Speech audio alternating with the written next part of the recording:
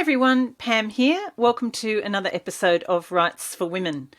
Today I have a very special guest who is actually one of our guest hosts on the podcast on a fairly regular basis, and that guest host is Rachael Johns. So I'm really excited to be talking to Rachael today about her new release, The Other Bridget. Rachael is a prolific author. She's had somewhere in the vicinity of 25 plus books. I think she's even lost count. She's written across the rural romance and women's fiction genres. And this new release, which is actually with a new publisher, is pushing a little bit more into the kind of rom-com genre and inspired by one of the all-time great rom-coms, which is a book that I know Rachael loves, and that is Bridget Jones. So it's called The Other Bridget. I'm going to let Rachael tell you about that in a little minute. Now, for those of you who don't know about Rachael, she is a best-selling Australian author. As I said, she's written across a number of genres and is an absolute stalwart of the Australian writing community, heavily involved with the Romance Writers of Australia. She has a fantastic online book club, and she is also now running readers' retreats, one of which I attended last year, and it was brilliant, and she has another one coming up very soon. So it's been a real treat to read this book and to see the new direction that Rachael's taken with her writing. I really enjoyed the book. It is feel-good, funny, but also has a few serious issues as well, and a great cast of characters. So really looking forward to talking to Rachael about that. If you're watching this on video, I actually did this interview with Rachael when I was recently on holidays in Canada. And if it looks like I'm sitting on a bed, it's because I am. And it was the quietest room in the house that was the best for recording at the time. So I am in Canada as we filmed this, and yes, I am sitting in bed. Before we get into the interview, a couple of things I wanted to tell you about. One is this brand new book by debut author Maxine Fawcett. I went to the launch for this book last night at the Manly Surf Club in Sydney. I haven't read the book yet, but I'm really looking forward to it. It's about a woman in her 40s who's wondering if she is having a midlife crisis or if it's simply a cry for help. And from everything that I heard about the book last night, it sounds like a fabulous story, a real page turner, and so many different issues that I think women readers of a certain age are going to relate to. So that's Everything is Perfect by Maxine Fawcett. I'll put the link to that in the show notes. I've also come back today from the very first Inkwell Writers Group meeting for the year. I am a member of the Inkwell Writing Group. I've been in the writing group in its original form for, I'm going to say, almost 20 years. I know that's scarily dating me, but it's just so fantastic to have a bunch of writers that you can talk to about the writing life, the writing industry, the publishing industry, who are always there to bounce ideas off. And I guess that is actually my writing tip for this week. Now, not everybody wants to be in a group. It's not for everyone, and I have mentioned that on the podcast before. But I firmly believe that you need at least one writing buddy who you can talk to about your writing, the highs, the lows, the ups, the downs, just to also brainstorm your ideas, to brainstorm plots, to work out plot holes, to dig into characters. You know, I've been chatting this week with one of my writing buddies from the group, Ray Cairns, and shout out to Ray, and she and I often brainstorm ideas. I also brainstorm ideas and share work with Penelope Janu and all the members of the group. So I highly recommend that if you are a writer working in isolation. At Maxine's book launch last night, she had 3 other members of her writing group there, and they met through doing an online course. And, you know, if you're kind of not sure how to connect with other writers, doing a course, whether it's online or in person, going to some workshops, going along to writers' festivals, talking to people, meeting people, and making those connections, because there's often someone else out there who wants to make that connection too, and to have a writing buddy that they can share work with, talk to about, have chats over coffee about books and writing. So if you are in an isolated location, there is plenty of stuff online. Contact me if you're looking for some ideas on connections. And, you know, I highly recommend that you do have that person, at least one of them, that you can brainstorm ideas with and just have someone along, you know, on your writing ride and be on their writing ride. So that's my tip for this week. So let's dive in and chat to Rachael on the Rights for Women Convo couch. Rachael Johns, welcome back to Rights for Women. Hello, as usual. I love being here. Always fun to So chat good, with you. so good to chat with you. Always great to chat. And of course, you are one of our guest hosts and have already recorded an interview for the year with Amy T. Yes. Matthews. Yeah, that was lots of fun too. It could have been like a 3 hour podcast, I think, but I tried to keep it no longer than an hour. No, I think an hour's good. People can pause and come back to it, whatever. And also, Rach, happy birthday. It's your birthday Oh, today. thank you so much. I wish I could say I was doing anything exciting, but I am. Apart from this is the most exciting part of my birthday, talking to you. Now I'm just going to be writing all day, That's good because that means we'll get another book out soon. hopefully. But we are here today to talk about your upcoming release, which by the time this interview comes out will be just out, The Other Bridget. And having read this book, I can actually say to everybody, honestly, this is absolutely a fabulous read. And I'm so excited to talk to you about this book, Rach, because I know this has been a long time coming. You have had the idea for this book for quite a while. I remember chatting to you about it probably a couple of years ago at an RWA conference, and you said, "Oh, I've Yes, got this I idea, but I'm know. not sure." So before we get into where the idea came from, and obviously there is a very important inspiration in the book of Bridget Jones itself, but before we get into that, tell us what the synopsis is, a little mini synopsis for The Other Bridget.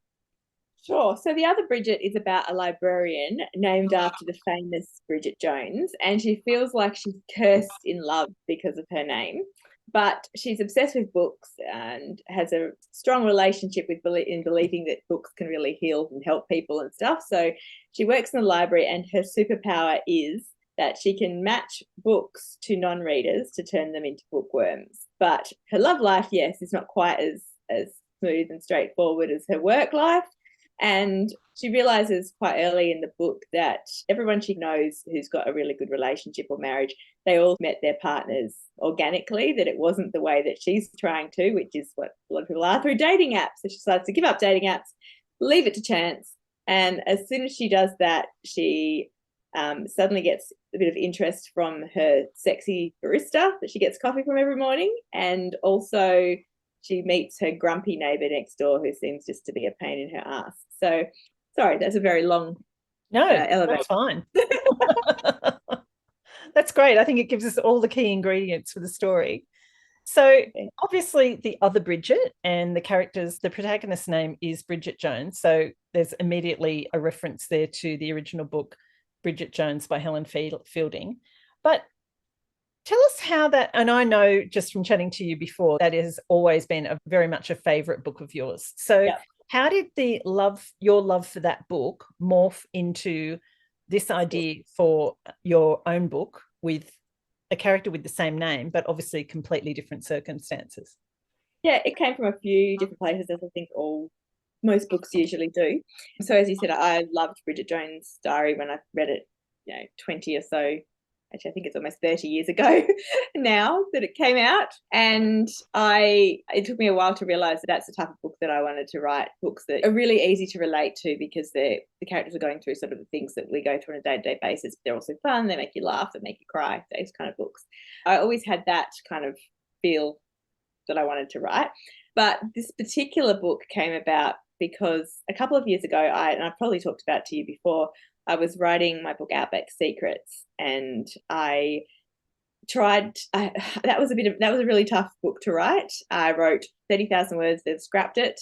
Then I wrote 35,000 more, and then scrapped it, and then I finally managed to finish. And one of the iterations of that book had a heroine or a female main character in there who was a librarian in a small town, and her superpower was that she could connect books to non-readers.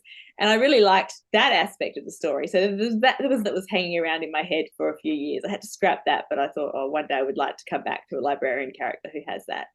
And then I was talking to one of my writing friends, Rebecca Heath. We do daily, most of the time, we do sprints where we, even though she's in South Australia and I'm in WA, we check in with each other and we say, okay, for the next half hour, I am not going to check my email or Facebook or anything, and we're going to write only our books, and then we'll report back how much we've done in the next half hour.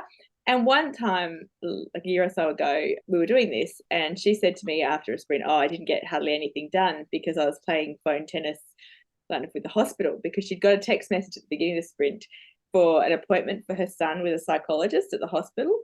And this is the first she ever knew about her son supposedly needing to see a psychologist. So she trudged her in the hospital back and forth. Eventually she found out that because her son had something else going on and he'd been at the hospital recently for something else, they had an appointment for someone with exactly the same name as her son, same birthday. And so there's been some sort of mix up. And so she said it was the other than her son's name. And I just said back in that email, oh, that's a good title for the book, like The Other Pamela Cook or The Other Rachael Johns. I thought, oh, yeah, that's good. So then we went out to our next sprint. And in that sprint time, I suddenly thought, just the word The Other Bridget, the title The Other Bridget Jones popped into my head. And I find, I don't know about you, but I find that titles, if I've got a really strong title or if a title comes to me, suddenly the book takes shape and the story sort of comes. And that's I think what happened with this book, The Other Bridget Jones, because I then thought, what would happen if you were named after a famous character called Bridget?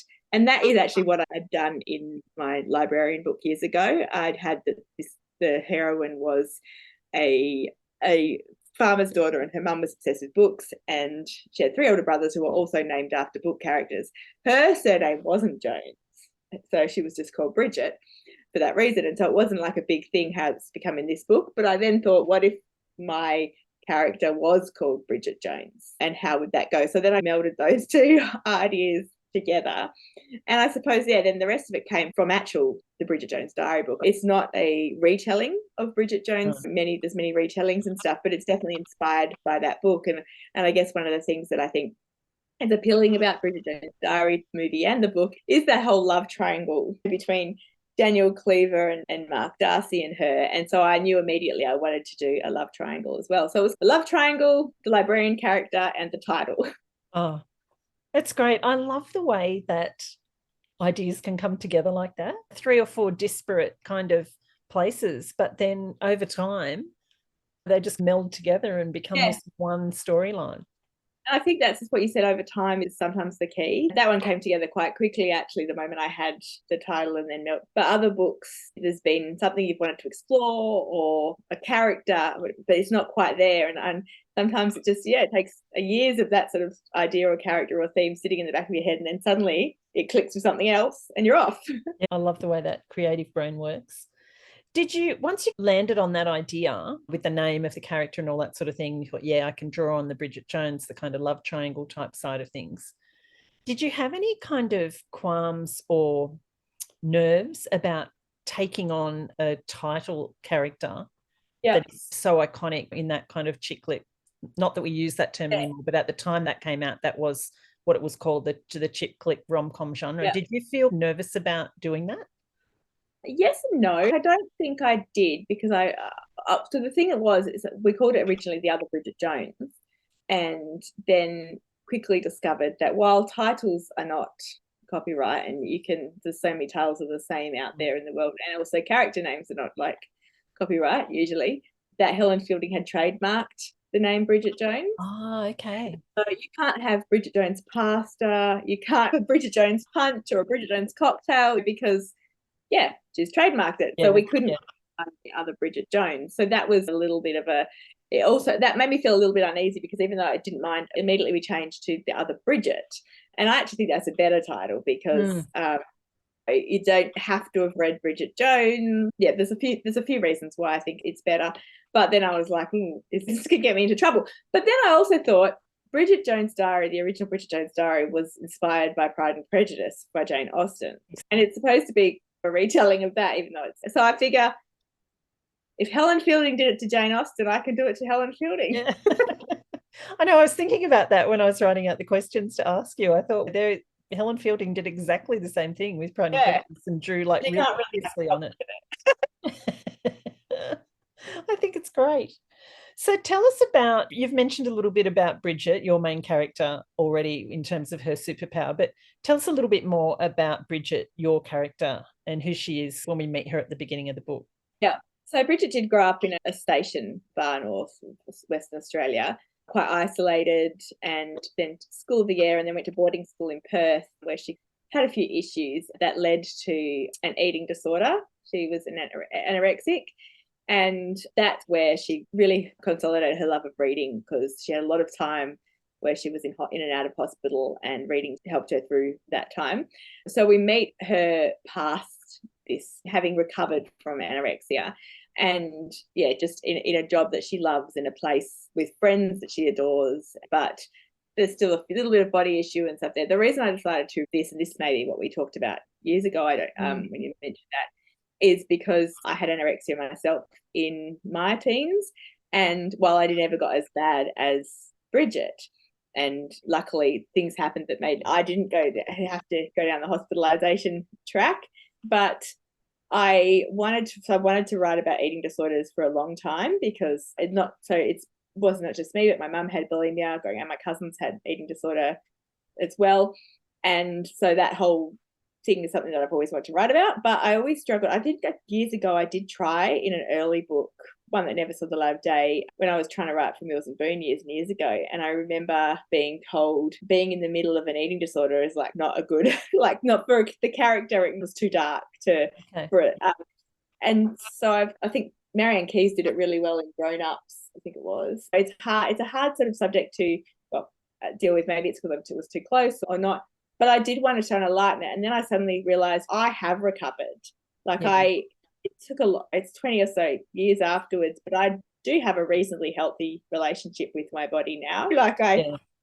I still think about calories and but I think most women do. We feel guilty about eating too much and all this sort of stuff. But overall, I have a reasonably healthy relationship with food and a reasonably healthy relationship with body image.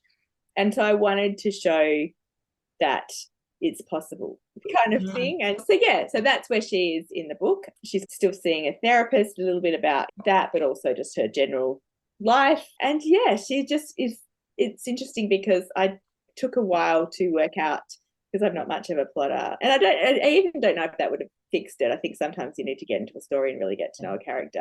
But initially, I'm just trying to remember what I changed. Initially, I had her looking for love, I think, or try. Then I talked to my cousin Lizzie Dent, who's also an author, and I realized that she needed maybe I didn't have a strong goal, and so instead I changed it so that her strong goal was to stop dating apps and to find love organic. And it's a bit wishy-washy goal, but so I had to do a little bit of writing about her before I worked exactly what was going to be her thrust of the story, if that makes sense.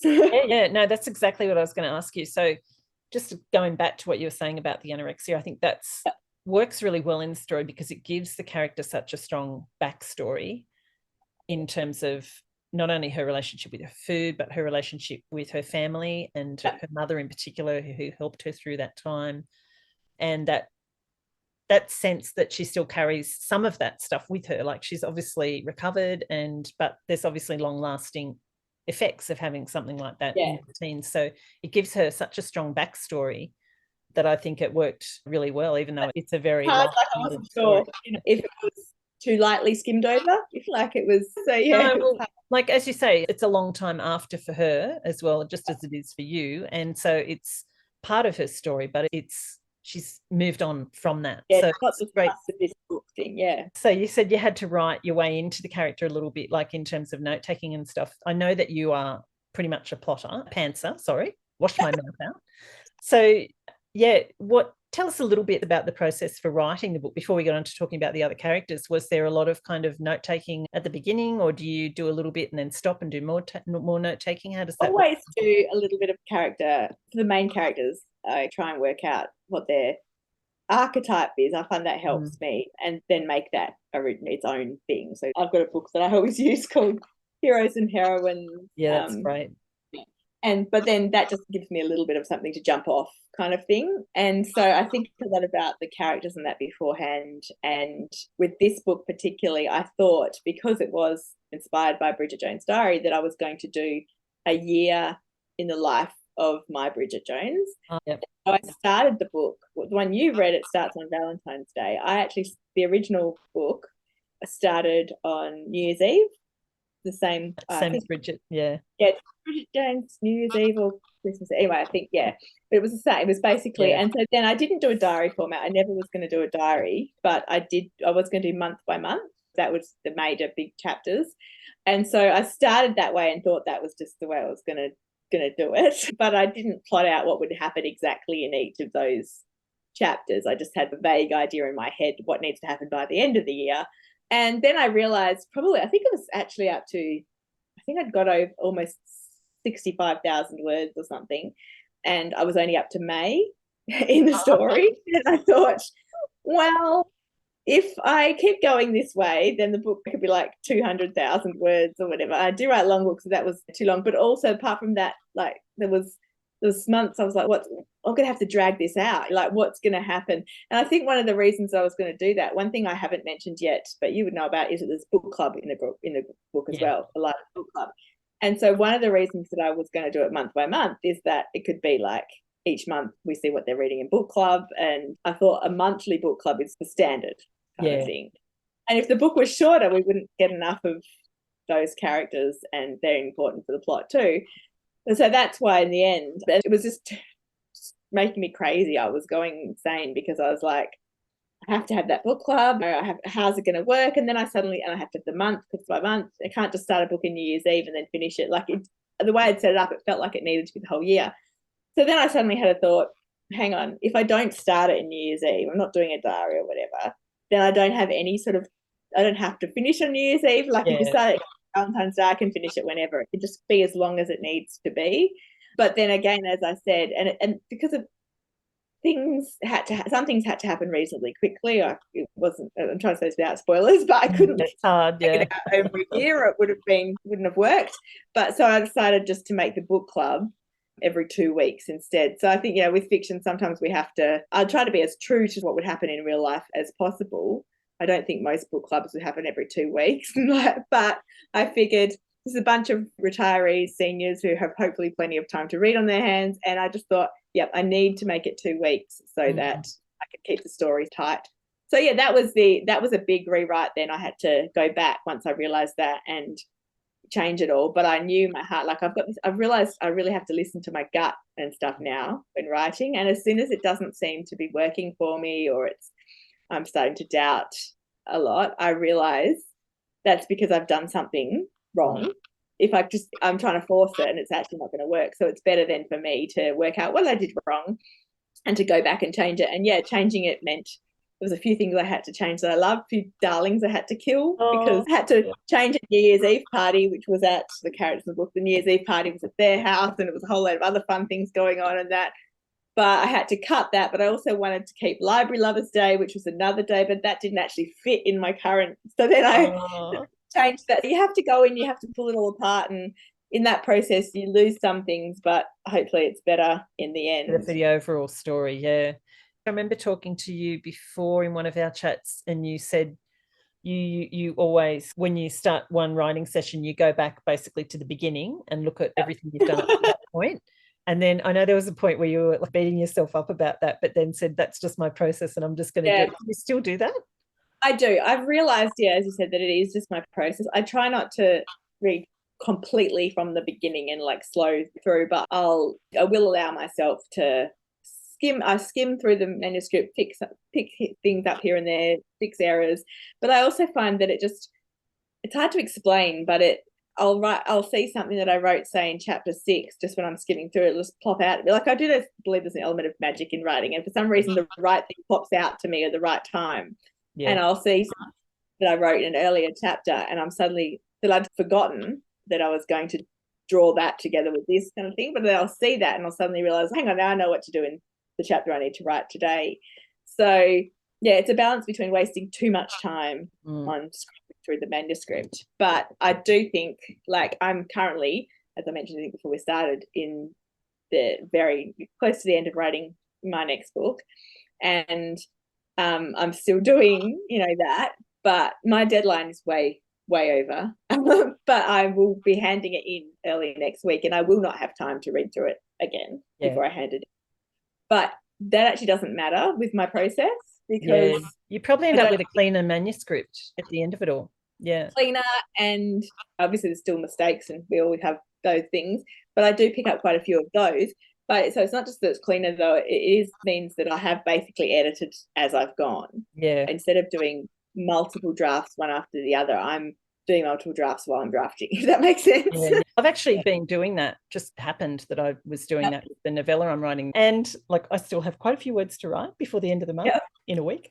I know because it's terrible. But because I've been going back and revising a lot of it, as you do, I'm pretty happy with what's there so far. And I know I have to go back and tweak things, but it's not going to be a massive revision at the end that I would. That's how I feel too about each book. And I think then obviously when you give it to an editor, it doesn't mean that it's perfect when you hand it over, but it means you've got it as close as you're going to do without leaving it aside for a couple of months. And when you're contracted and stuff, like, you can't necessarily leave it aside for a few months. So I think that time when an editor is reading it is that time when you can take a break for it and then come back with fresh eyes, but also with their sort of, so it's not that it's perfect and it's ready for publication, but it's as far as I'm going to get it, before that next step. Yeah, for sure. You mentioned some of the characters in the book club before. Now, something that struck me as I was reading it, there is actually quite a big cast of characters in this book. I know. But you keep a hold on them really well. There was no point that I don't think I ever had to go back and check who the characters were. Were you conscious of that as you were writing it, the number of characters? Was it kind of snowballing? Yeah, I thought you've got to have a book for a community library book club. So the book club is hard. In the book, you have Bridget, obviously, and then you have her library colleagues. I think there's 4 of them, who are like her closest friends as well. You've got already 5 characters kind of thing, but then I needed her to run. Then you've got her 2 love interests as well. So that's And then I needed her to run a book club, which is part of the plot. Obviously, I needed a cast of characters in the book clubs. Yeah, that was tricky. I think the trickiest thing, though, was, and I'm not saying I've done this at all perfectly, like, I think definitely there could be room for improvement there, but description is never my strong point. But yeah, there was probably, I picked about a handful of names for people in the book club that I could continually refer to and tried to give them only like one really sort of key, because they are secondary minor characters, only sort of one key thing each about them that was their sort of personality. That was hard because you don't want to, there's a couple of things that I think it's hard when it's minor characters like that, but also when they're all the same age. I don't want to be stereotypical and cliches, but in some ways with minor characters, sometimes you do not need to rely on them, but it means that people immediately have an idea of what that person is like. You can't like go into so much detail and make such minor characters completely individual. So you don't want them to be cliches on one hand, but sometimes I think you need a little bit of that to just immediately make people recognize who they are. But I guess the other problem is when they're all seniors, they're all retirees, they're all reading in a book, like interesting books and stuff. So yeah, that was tricky a little bit. Yeah. And how did you find that kind of structurally? Because you do have quite a few different threads. You've got Bridget's kind of love interest storyline with Fabio, who's fabulous, and Sally, her neighbour. And then you've got what's going on with the library itself and the librarian type people. And then you've got the kind of book club issues. So there were quite a few different threads going through it. Did you find that hard to keep track of as you were writing? I don't even really know. I think possibly that's why my process works for things like that, because you just stay grounded in that stuff the whole time. But yeah, like, it is all linked. So I guess the hardest part is like all the things that are happening with the library people and the book club people and Bridget's love life ends up being quite entwined. And even though I forgot there's other people too. There's Lola and her mum who come into the library. That's right. There is a big cast of characters. But yeah, it's all linked together. So I think, as with any book, especially pantsing, it's just a matter of sometimes working out what needs to come in what order, and I don't always get that right first time. Like, sometimes that moves around as I'm writing. But no, it kind of just happens. Oh, they're really fun characters. I thought you referenced anorexia, and there are a few other really very serious topics too that do come in, which I'm not going to talk about because I don't want to give too many spoilers. But you've got that kind of little touches of seriousness, but there's a lot of fun stuff going on, and it's just a really fun group of people to hang out with. So I imagine for you as the writer, it would have been really fun to write. Yeah, most of the time, as we know. Oh yeah, most of the time. Yeah. And I think that's a thing, like, to me, actually, since having a really bad patch a couple of years ago where I did really feel that burnout and anxiety, that's the most important thing for me now in writing books, that I'm writing characters that I love, whether that's love to love or love to hate, that I can have fun with. And yeah, it's not always fun, but I think that if you love the characters deep down, even when it's hard, you are important. Actually, it just reminded me of I saw this quote or heard it somewhere. It's by Ariel Lawton, who had, I think, a book called The Frozen River out recently. And it says, if you care about your work, the work is hard because you have high expectations of yourself. But I think that's the same if you care about the characters, and even when it is hard, there's a reason to go on, kind of thing, if that makes sense. One of the reasons I realized in the book that I'm currently writing now, apart from that I was doing stuff, when I was a bit stuck, it was, I think, because I wasn't in love with the characters as I should be. So I had to go back and fall in love with them, if that makes sense. I think that makes a lot of sense. And something else I wanted to talk to you about, Rach, because it is obviously a romance. What is that? Is that the genre that you would say it falls into? It's so hard because I would say it's a contemporary romance. It's being marketed as a rom-com, which is fine by me as well. I was thinking, is it a rom-com? And then I was talking about this to someone the other day, and then I thought, there's a few, like, there's a scene when her mum walks in on her and Sully. There's some very funny bits in it. So I guess it's a rom-com because I guess that's what a rom-com is. Yeah, I mean, it's definitely, to me, it's interesting because my rural romances are all dual point of view, and you get in the head of the heroes as well. Whereas my women's fiction novels, don't know if I've got any with a male point of view, maybe one briefly.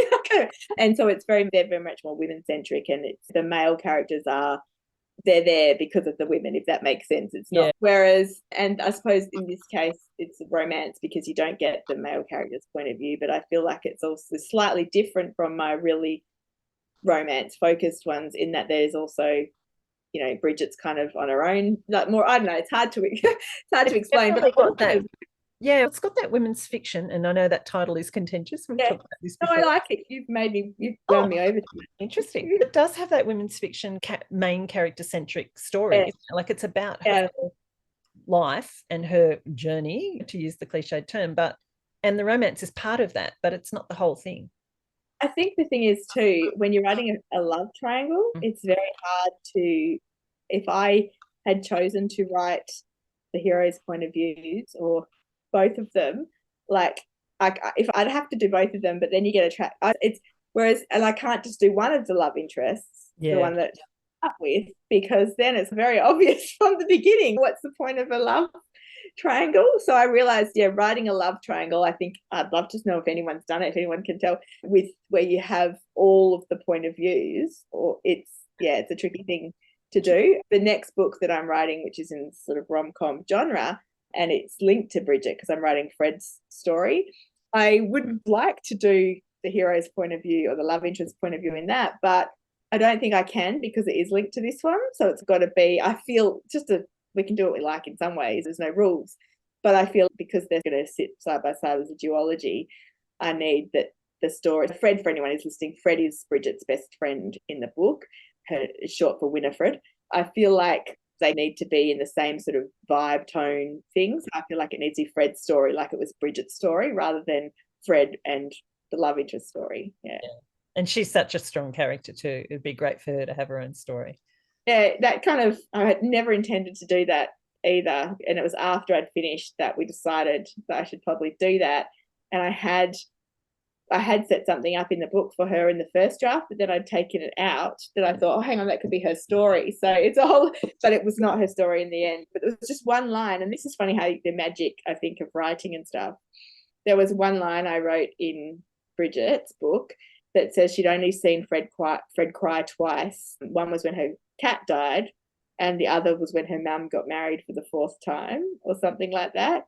And so I suddenly realized, Fred's backstory has to, I think, be to do with her mum, her parents kind of thing, and the fact that she's afraid of commitment or anti-commitment because her mum has been married so many times. And from that one line, a whole plot has come. That is so good. I love it when And all I needed was to say that I think that actually line may have come in structural edits, because the editor had said to me, Fred's a bit harsh. You know what I mean? We need to see that, yes, she's this in your face kind of strong character, but sometimes she comes across as a little cruel or a little sharp. And I had to soften her a little bit towards Bridget, but I also had to show that she's human. Yeah. And that was in that one line, so it's just, amazing how things work out. Amazing. Always great to have your character crying over an animal, because that's definitely yeah, exactly. Old save the cat. Exactly. Yeah, literally. In terms of the romance in this one, Rachel, as you said, there's the love triangle, but there's a very strong enemies to lovers trope in this, which you must have had a lot of fun with. What have been your favourite kind of enemies to lovers stories that maybe have influenced you in that? Gosh, my mind is like completely gone blank now. I think my favourite probably of recent years, actually I've read two in the, was Emily Henry's Beach Lovers. Is it Beach Lovers? No. Beach Read. Beach Read. I'm combining two of her types. Beach Read, in that they start strongly as enemies and there's so much good banter between them. So I love that. I read recently Beth O'Leary's The Wake Up Call, and that's enemies to lovers. There's I think you can have a lot of fun with, I love friends to lovers too, but it's a very different vibe. You can have a lot of fun with enemies to lovers, because love and hate is such a closely related thing, and you can have lots of banter in the fighting and stuff. But I think it's hard as well, because you need to have there needs to be a good reason why they're fighting. So that can be tricky. With this, it was slightly easier because of his personality. So was that? The neighbours angle is really great, because I think that we can all relate to that. Like, we've all had a neighbour that we've probably hated at one point. We might not always end up loving them, but we can all relate to that situation, I think.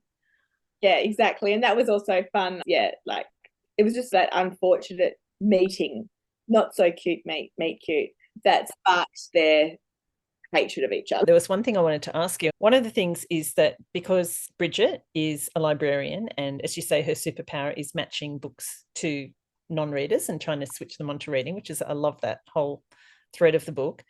But we have a mutual virtual assistant, Annie Bucknell. Isn't she fabulous? She's amazing. Big shout out to Annie. And you put me onto her, and she's just so helpful with the podcast.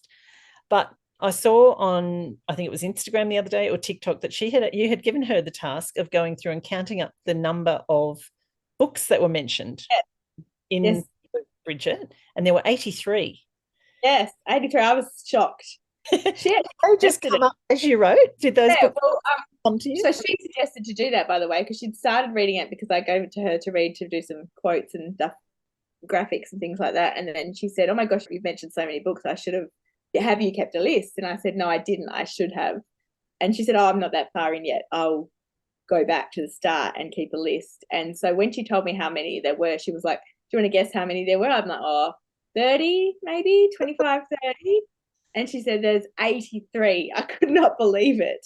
How I chose them, it was a mixture of some that I have really loved myself, and others because I was getting Bridget to choose for different people, different ages, genders, and things like that.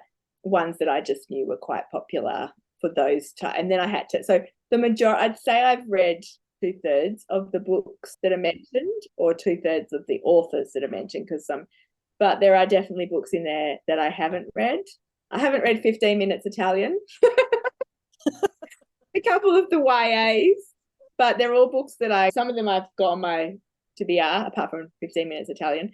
But yeah, so that was a fun thing to do. Initially, though, I will say there was a change in the edit. I'm still not 100% sure. I hope our publisher's not listening. Love you, Ali. But I know the reason why she did this. I had written many friends' books basically, instead of having all the American and TikTok kind of books that we had in there, especially for the book club. Yep. Instead of, I think in the book club reads Kristen Hanna, Lessons in Chemistry, ones that are quite well known. I had initially them reading friends like Australian books and things like that. I think in the end, the only Australian references I've kept was probably Trent Dalton, because he's quite well known overseas, maybe a Jane Harper reference. I don't. Yeah. And Michael Trant, because he managed to stay, because I was comparing, I needed something for a blokey bloke in WA, and he'd liked Lee Child previously inside. So Michael Trant is the only one who managed to stay in there, I think, because my publisher said, look, if you want to hopefully appeal to an overseas market or overseas editors, then we probably should, but I'm not sure I'll ever appeal to an overseas market or an overseas editors. So I don't know if it was worth it or not. Oh, as you say, that's their job. We've got to listen to the publishers sometimes. Exactly. And they give us sometimes, not always. Sometimes. She also didn't want the epilogue. As I did, and I fought for that, and I'm glad I did. We won't say what that is, but if anyone reads it, they'll know. I love the epilogue. Great. Well done fighting on that one. Thank you. And the other thing, of course, as a avid romance writer and reader, one of the things I loved was the kind of, there's a thread in it about romance writing and the importance of romance books, and you don't shy away from really pushing how important those books can be. And so I love because it's true, like when you write romance, you do sometimes get that sort of eye rolly response from people. And I think also in the world of romance readers, or have traditionally been people who don't necessarily admit to reading it, which is always funny because romance is one of the highest selling genres. So obviously some people read it, people will admit to reading the Booker Prize or a more literary book or something that's in the zeitgeist at the time. And that's why I really love, and I did mention a few like Book Talk books, and I love the fact that young people are loud and proud about reading their romance novels. Probably they're loud and proud about everything, and they're like, I'm not going to be shamed for what I love, and good on them. But yeah, I think the tide might be slowly turning there because of that. But yeah, I did want to sort of put that in there. Yeah. Usually I don't try and preach to people in books. I just explore issues and stuff, but that was one angle I think where I did have a little bit of a lecture. Yeah, and it fits in with the character and the story. She's a librarian, and one of her jobs is recommending books. So I think it works really well into the storyline. Good on you for pushing it in there, I think. So you've had an enormous amount of fun with this book, and it's had its challenges. You're with a new publisher for this book, and you have a big tour coming up. You tell us a little bit and for the tour for the Other Bridget.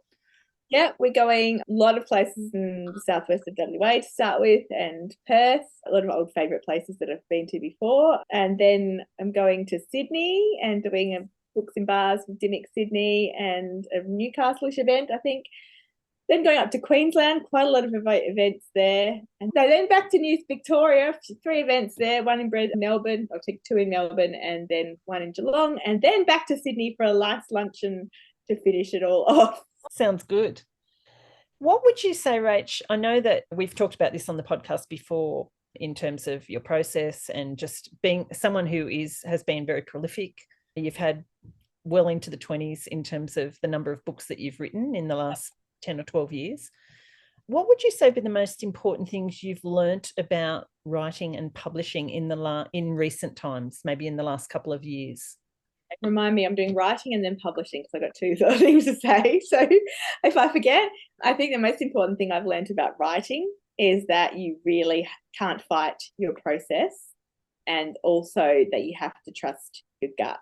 And I'm not woo-woo in any other aspect of my life. Not that there's anything wrong with that, but I'm very believing that there's an element of magic in writing, but also that your body has to be in tune with your mind. It sounds really bizarre.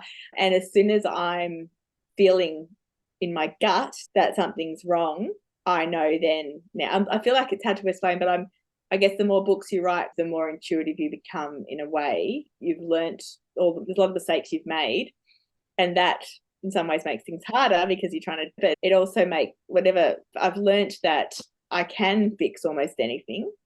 It's really hard sometimes, but so I've learnt that you have to follow your gut and that you have to not rest on your laurels, and that I know that I could say the book that I'm writing now, I could have just finished it once my gut started to tell me that it lost the tension, and it would have been fine, but it wouldn't have been the best thing that I could do at the time. And so I think I've learned that, you really have to just trust your process not rush things sometimes, like as hard as that is, even when we're on, you and I, like on contracts and stuff, sometimes it's best to say, okay, I am going to miss a deadline, but the book that I'm going to give you in the end is actually going to be better than if I'd rushed it through. So I've just learned to be kind to myself, to allow myself thinking time. And does that answer that part of the question?